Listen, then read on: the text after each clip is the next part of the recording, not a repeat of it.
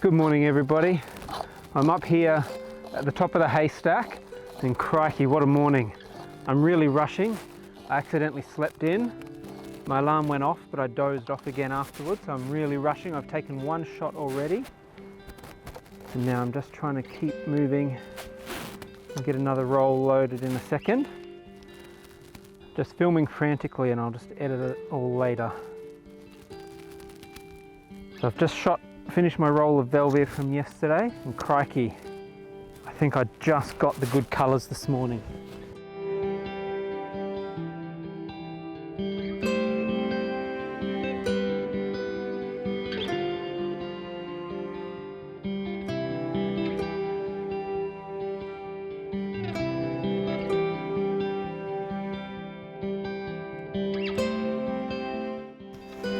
Now I'm going to load a roll of negative, if I can get into my bag. I think I'm going to head over the other side while there's still a bit of colour,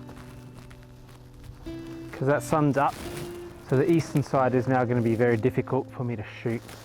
Far out. Trying not to destroy this bag. Maybe I'll have to. I need to get some film. Alright, Kodak Hector. And there's still a bit of colour over there if I hurry. Bear with me. Don't like loading Kodak films. They're a real pain to get in the reel. No pun intended. Because they use a really, feels heavier and waxy sort of backing paper. It often slips out. They don't have the little easy load hole that Fuji does. Alright, there we go. It's just glorious here. Alright, I'm going to move my camera, then I'll come back for you.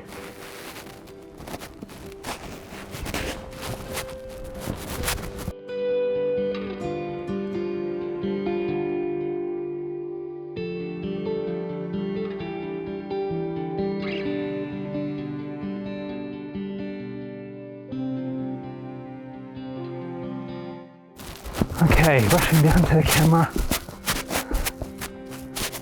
A bit frantic this morning.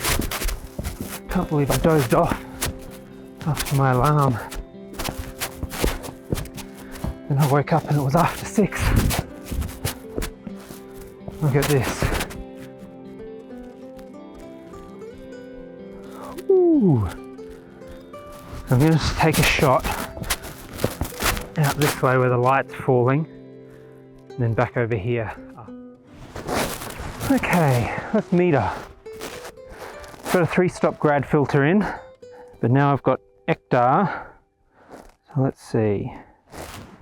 100 ISO, 15 seconds at f22. I think I stuffed up my metering before. 2 seconds for the sky, 15 and 2. We can work with that. That's 3 stops, that's what my grad filter is.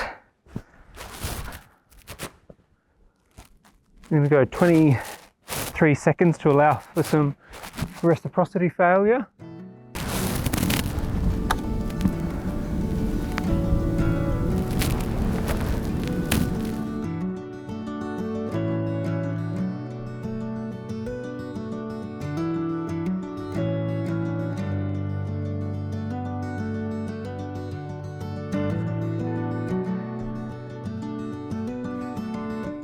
I wonder if I can get that. There's a rainbow over this way. If I'm quick.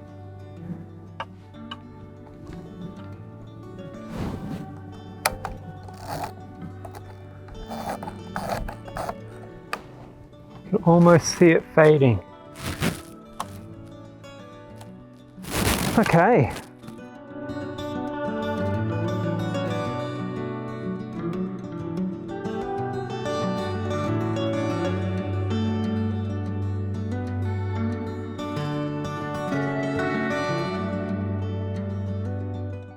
That's 3 shots this morning so far. That's pretty good.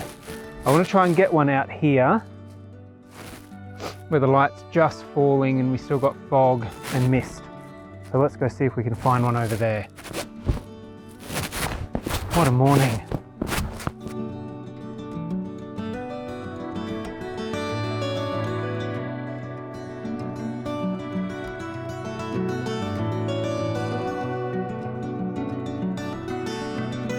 This is what we're looking at out here. Look at that.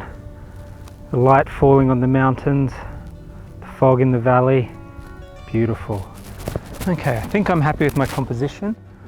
Unfortunately, I'm going to get some of the trees and that down here, but that I can't avoid at all, no matter where I stand. So let's grab the light meter and I'll wind on. 4 seconds at f22. 1 second. 2 stops difference. Pull that up so it's not quite as dark in the sky. I'm going to go 6 seconds to allow half a stop extra for reciprocity failure with Velvia.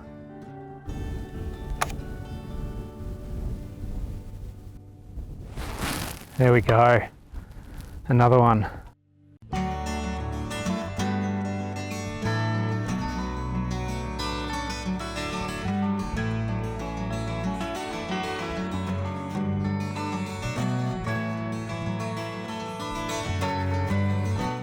I might try one more just here where there's lots of light on the valley.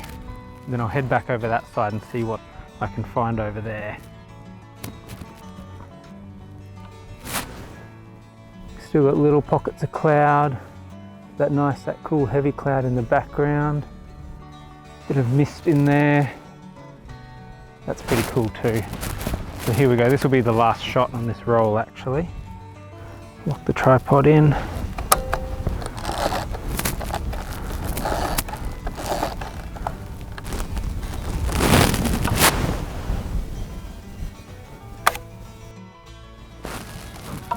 Okay, it's another roll done.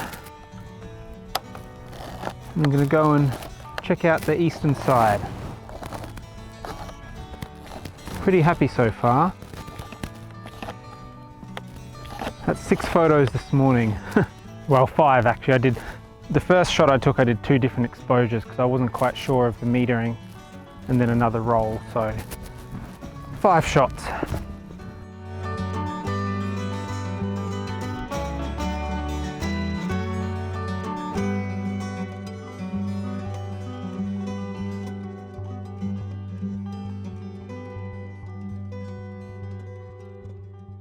So I've just grabbed another shot. Sorry I didn't film it. I just got set up and took it. I loaded a roll of Portra 160 just for that extra dynamic range it has, but I'm not sure if I will really need it. But because the sun is right above where I was shooting, I thought as much dynamic range as I could get would be good. But the sun is behind a cloud. I'll just turn you around and show you what I was looking at. So that's the scene there with that little bit of cloud or mist in between the sort of mountain more at the front and the one at the back, and then as you can see by the blown out sky, that's where the sun is. So hopefully it was a good photo.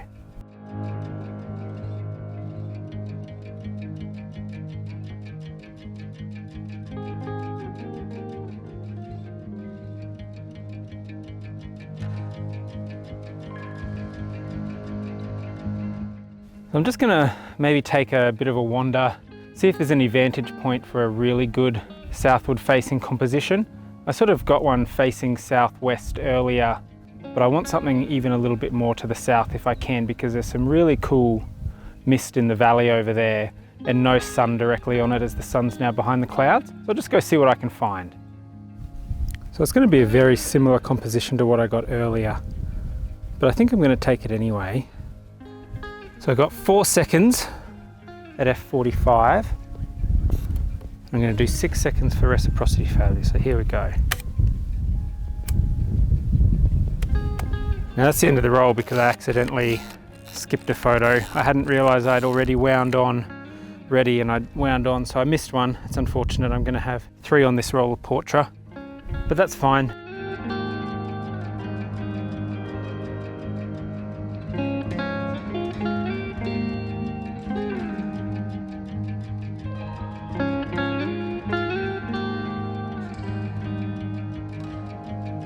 There's one more shot I want to explore here, that I noticed yesterday afternoon, and it may or may not work anyway. So I'll go have a look. If it works, I'll show you it and load another roll of film. If it doesn't look like it's going to work, I think it might be breakfast time. So what I'm trying to achieve is to try and get this little rock pool of water with the rocks and that little bush over there and some of the mountains and a bit of the sky behind it. I'm not sure if it'll work, but it's worth a try. Just as I finally get set up, the sun comes back out. All right, I think I'm happy. I've got focus set, and hopefully it'll have the foreground in really quite sharp focus, and the background might be a bit soft. I'm going to meter for the foreground because that's the most important part. F32, 2 seconds. Let's do 3 seconds to allow for reciprocity failure. Actually, that might work with the sun. Bit of light washing over the scene. I'm just going to quickly re-meter. 2 seconds, so 3 seconds with reciprocity failure. Here we go. And that'll be my last photo before breakfast.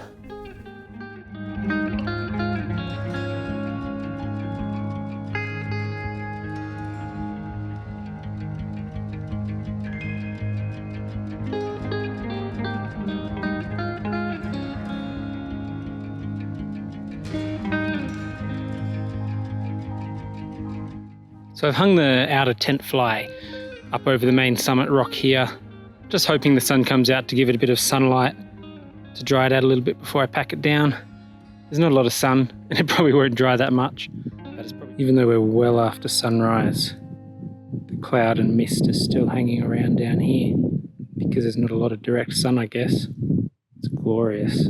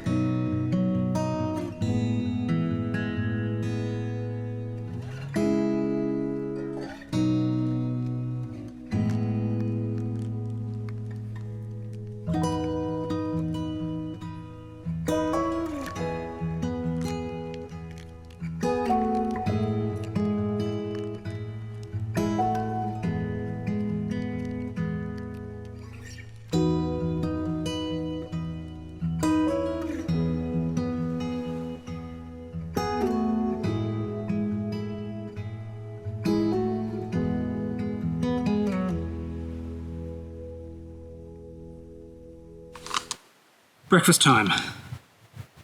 We've got this Radix mixed berry breakfast made in NZ.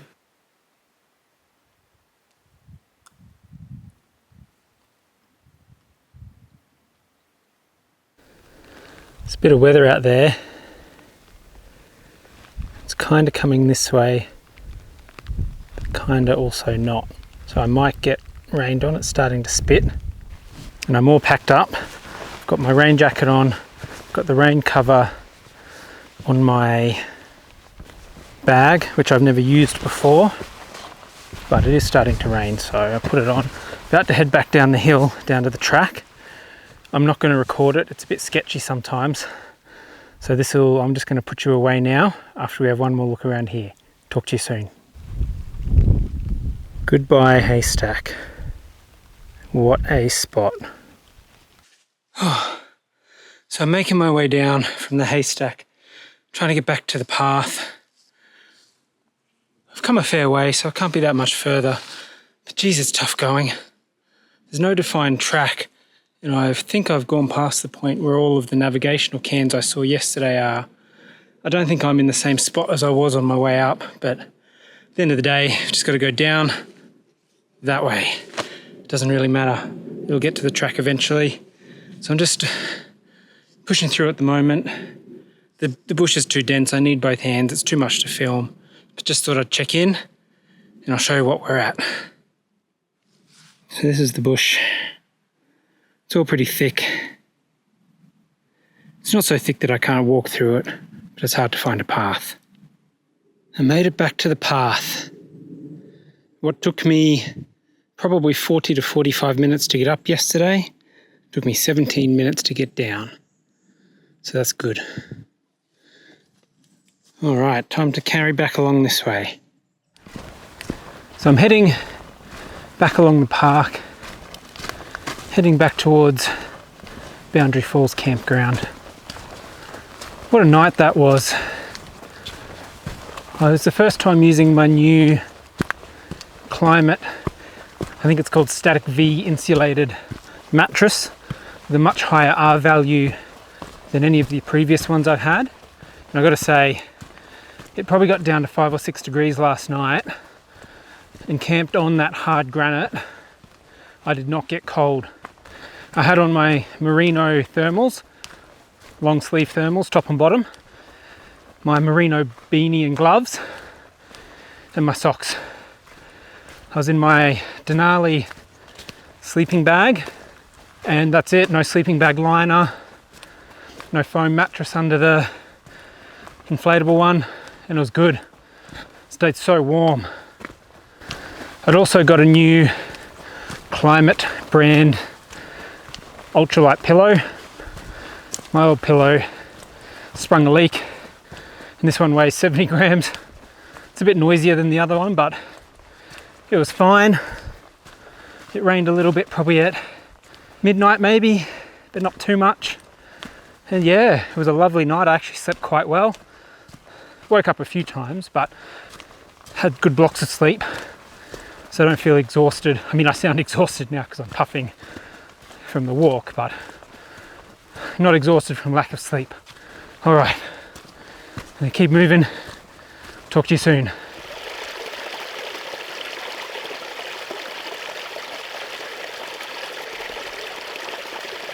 So I'm back at the turn-off for the Duffer Falls viewpoint. It is a fairly nice view and the falls are reasonably nice. And I had thoughts of pulling in there, taking the camera and trying to get a shot. Not of the actual falls necessarily, but more of the view from the falls. But then I realized it's more or less the same view as what I had up the top of the Haystack. So probably not worth it. Could always try and work the falls for an actual composition. It would take a little bit of time, but I don't know, even if I managed to find a good composition of the falls, I still think it would probably maybe be mediocre at best. And to be honest, I don't think I'm really in the mood for working a composition that much, particularly one that I don't think I'm going to love. So I'm just going to keep walking back. It says it's about 3 kilometers to the main campsite, so I'll just keep walking and I'll chat to you soon.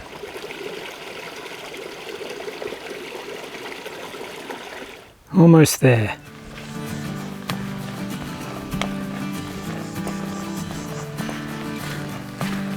And I made it back to the car. Once I'd arrived back at the car, I took some time to reflect on the previous 24 hours and put some thoughts to paper.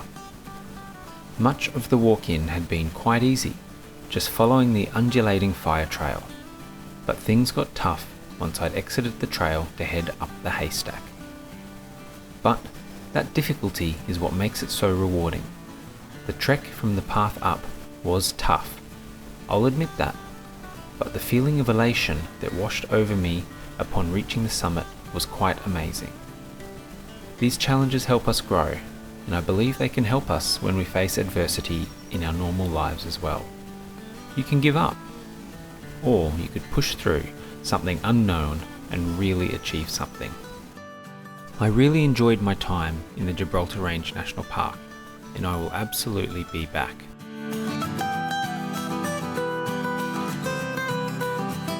I truly hope you've enjoyed this journey with me. If you have, please give the video a thumbs up and remember to subscribe to the channel. I'd also love to hear any feedback or questions in the comments below. Thank you so much for watching. I'll see you again soon.